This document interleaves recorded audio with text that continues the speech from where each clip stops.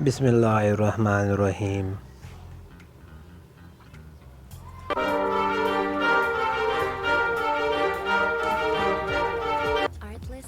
حدیث نبی صلی اللہ علیہ وآلہ وسلم، جو شخص سورۃ کہف کی ابتدائی 10 آیات یاد کر لے تو اسے فتنہ دجال سے بچا لیا جائے گا۔ حضور اکرم صلی اللہ علیہ وآلہ وسلم نے ارشاد فرمایا، جنت میں 100 درجے ہیں، ہر 2 درجوں کے درمیان 100 سال کی مسافت ہے۔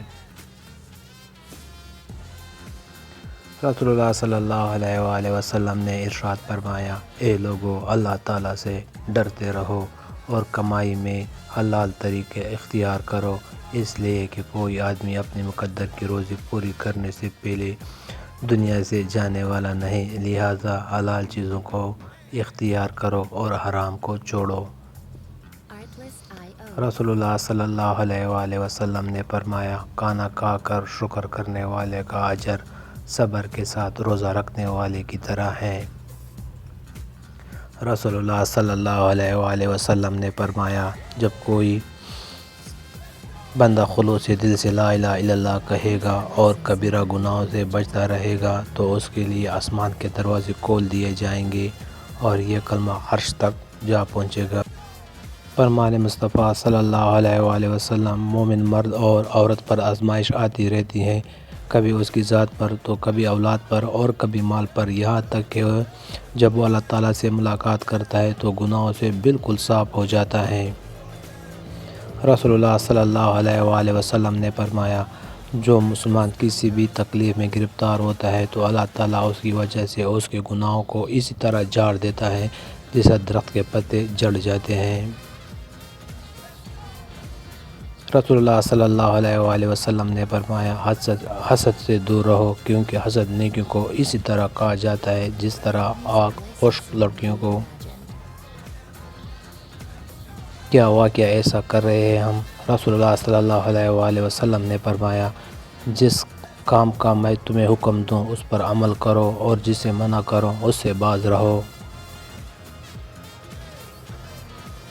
رسول اللہ صلی اللہ علیہ وآلہ وسلم نے فرمایا، جب اللہ کسی بندے کو پسند فرماتا ہے تو اسے دنیا سے بچا لیتا ہے، جیسا تم میں سے کوئی اپنی مریض کو پانی سے بچاتا ہے۔ فرمان مصطفیٰ صلی اللہ علیہ وآلہ وسلم، اللہ کے نزدیک سب سے ناپسندیدہ کلام یہ ہے کہ کوئی کس سے کہے کہ اللہ سے ڈرو اور وہ جواب دے کہ تم اپنی فکر کرو۔ رسول اللہ صلی اللہ علیہ وآلہ وسلم نے فرمایا، جس نے ہر دن صبح کے وقت 7 عجوہ کھجوریں کھا لے اسے اس دن نہ زہر نقصان پہنچا سکے گا اور نہ جادو۔